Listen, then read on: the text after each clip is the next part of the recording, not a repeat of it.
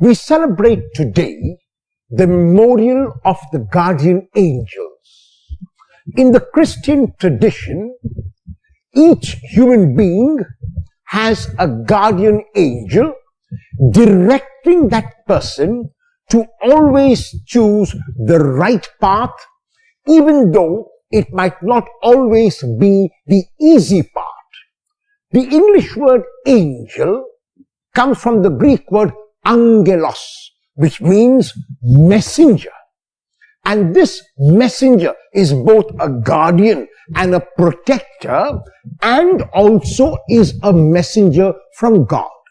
So these guardian angels are the ones who direct our course of life.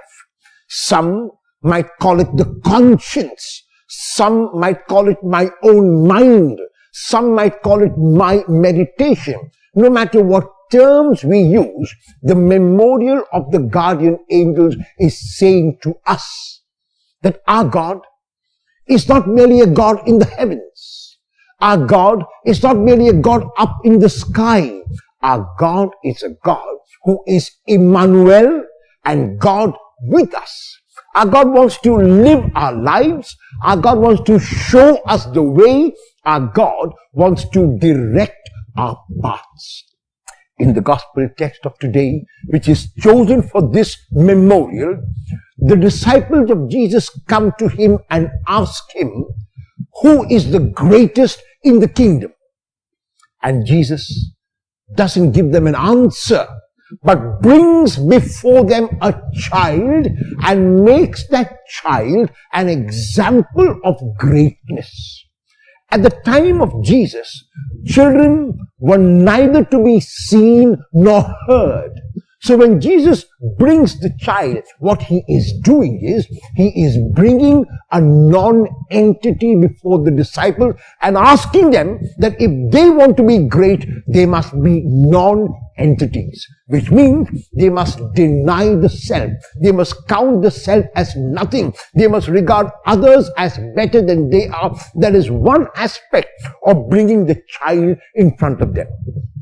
The non-entity, because he or she has nothing of his own, can only be dependent on others for everything.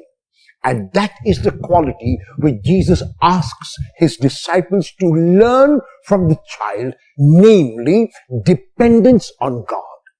Too often we might depend on material and external things, but those material and external things are passing, temporary and impermanent.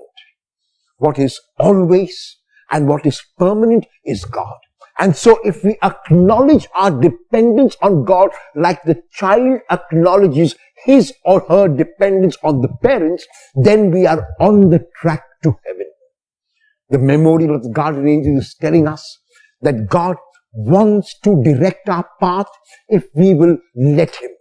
When we are caught between two options, one is doing the wrong thing and one is doing the right thing, even though the wrong thing might seem to be more advantageous to us, even though it might bring us more of a blessing, we need to ask ourselves what our guardian angels are saying to us, what our conscience is saying to us, what our mind is saying to us, and we will realize that no matter how difficult it might be, we are directed to do the right thing. On this memorial of the guardian angels, let us ask each of our guardian angels, whether we call it conscience or the mind, to direct us along the right path, to choose the right path, the path of humility, of dependence on God, and of always doing what is